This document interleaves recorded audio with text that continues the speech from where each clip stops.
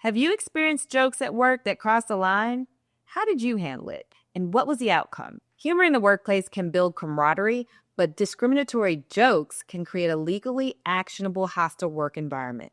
The challenge lies in distinguishing between harmless humor and illegal harassment. Here's what transforms jokes into legal harassment. First, the jokes must target or relate to a legally protected characteristic such as race, sex, religion, national origin, age, disability, sexual orientation, or gender identity. Second, the jokes must be either severe or pervasive. A single extremely offensive joke may not be enough to constitute harassment.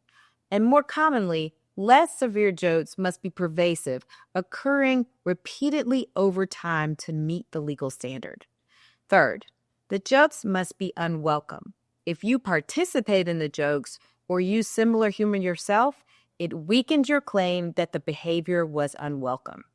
Fourth, the jokes must create a hostile or abusive work environment from both a subjective perspective, meaning you found it hostile, and an objective perspective, a reasonable person would also find it hostile. The legal standards for joke-based harassment apply nationwide, but you may have additional protections depending on what state you're in. It's important for you to talk to a lawyer about whether your particular situation is a hostile work environment.